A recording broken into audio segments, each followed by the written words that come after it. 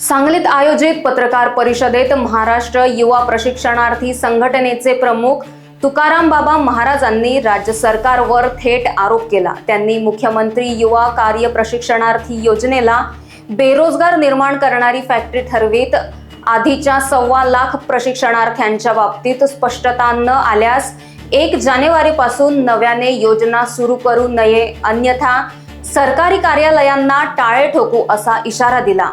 महाराजांनी प्रसंगी बेमुदत उपोषणाचा इशारा दिला आणि सरकारकडून तातडीने निर्णय घेण्याची मागणी केली। मुख्यमंत्री युवा कार्य प्रशिक्षणाच्या माध्यमातून महाराष्ट्रामधील तत्कालीन मुख्यमंत्री एकनाथ शिंदे साहेबांच्या माध्यमातून एक चांगली योजना महाराष्ट्रामध्ये आली होती। त्या अनुषंगाने 1,34,000 विद्यार्थ्यांना रोजगार देखील उपलब्ध झाला होता।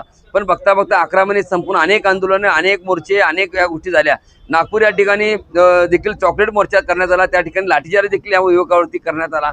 अशा पद्धतीचं नेतृत्वावरती त्या ठिकाणी लाठीचार्ज करण्यात आला। म्हणजे अशा पद्धतीची भूमिका असताना पुन्हा सरकारने ह्या योजनेतील जे मुलं काम करतात, त्या मुलांना त्या रोजगार जो आहे त्या ठिकाणी काम करतात ते राहिलं बाजूला, पुन्हा नवीन योजना आणून उद्याच्या 1 तारखेपासून म्हणजे 1 जानेवारीपासून नवीन मुलांना जॉईनिंग करून पुन्हा त्या मुलांना बेरोजगार करण्याचा सरकारने संकल्प केलेला दिसतोय। आहे त्या मुलांना रोजगार कुठं देणार आहेत हे माहीत नाही, आहे त्या मुलांना जे प्रमाणपत्र प्राप्त आहे ते माहीत नाही, पण आहे त्या मुलांना सरकार वाऱ्यावर सोडतंय आणि नवीन योजना आणून पुन्हा सरकार ह्या मुलांचं महाराष्ट्रामधल्या मुलांचं एज म्हणजे जे एज आहे, वय आहे, ते एजबार करण्याचं काम सरकार करतंय। मला ह्या सगळ्यांनी सांगा, राज्य सरकार एक फॅक्टरी काढतंय आणि मुख्यमंत्री युवा कार्य प्रशिक्षण गोंडस योजना सरकार पुन्हा काढून महाराष्ट्रातल्या युवकांना पुन्हा बेरोजगार प्रत्येक जिल्ह्यामध्ये अशा पद्धतीची योजना, एक पशु योजना आणून पुन्हा त्या मुलांना रस्त्यावर म्हणजे रस्त्यावर आणण्याचं काम सरकार करते। ह्या मुलांचं वय एजबार करून ह्या मुलं बाद झाले पाहिजेत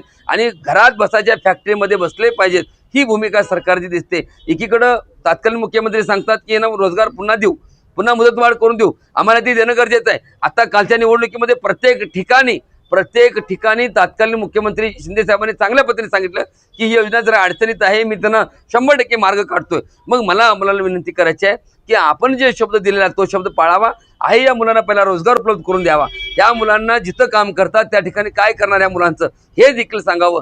तोरपत्र हे पूर्ण होत नाही तोरपत्र सरकारने महाराष्ट्रामध्ये प्रत्येक जिल्ह्यामध्ये कुठलीही योजना नवीन आणून मुलांची फसवणूक करू नये आणि मुलांना पुन्हा एकदा असं म्हणजे गाजर दाखवू नये, ही माझी सरकारला विनंती आहे। जर असं जर होत असेल तर महाराष्ट्रामध्ये प्रत्येक जिल्ह्यामध्ये ज्या आस्थापनामध्ये जिथं आयुक्त कार्यालय आहे त्या ठिकाणी श्री संत बागडे बाबा मानव मित्र संघटना युवा कार्य प्रशिक्षण महाराष्ट्र राज्य याच्या वतीने टाळे लावून त्याच ठिकाणी अमरण उपोषण करण्याचा देखील इशारा या माध्यमातून मी देत आहे। Bureau report, Lokvahini media, Sangli.